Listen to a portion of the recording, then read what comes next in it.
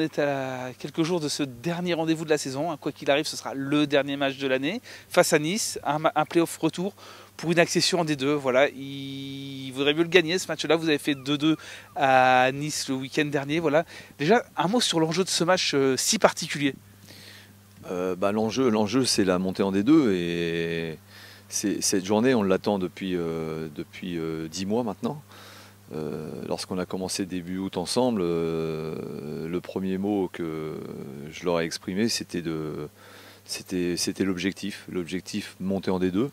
Voilà, aujourd'hui, 10 mois après, on est pratiquement à la veille de ce match et donc beaucoup d'envie, bien sûr, beaucoup d'enthousiasme, mais aussi beaucoup de retenue sur l'enjeu parce qu'il faut essayer de prendre ce match du bon côté et le plus décontracté possible.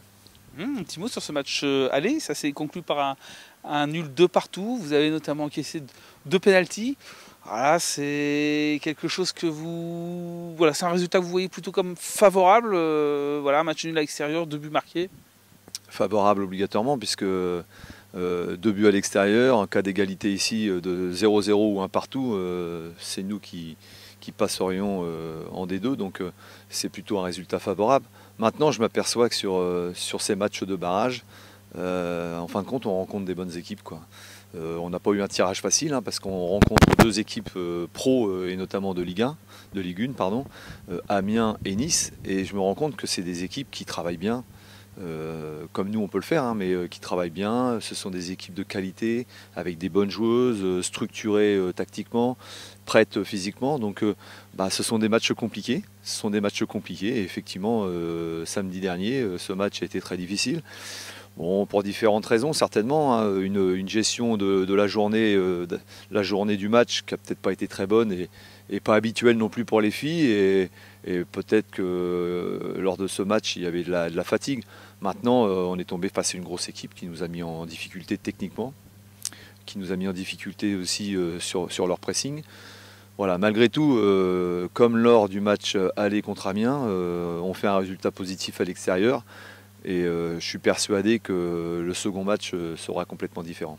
Vous parliez tout à l'heure d'une préparation peut-être inhabituelle qui a perturbé les joueuses. Voilà, cette préparation, voilà, vous allez l'aborder comme celle des matchs de championnat habituels où il va y avoir quand même quelque chose de différent vu l'enjeu du match. J'ai souhaité, parce qu'on avait la possibilité, c'était une demande de Nice, mais on ne peut pas non plus tout répondre positivement aux demandes de l'adversaire. Déjà qu'on l'a fait sur le match aller parce qu'ils ne pouvaient pas nous recevoir le dimanche, ils nous ont demandé d'avancer le match, on l'a fait. Ça nous a posé des problèmes de logistique, de déplacement.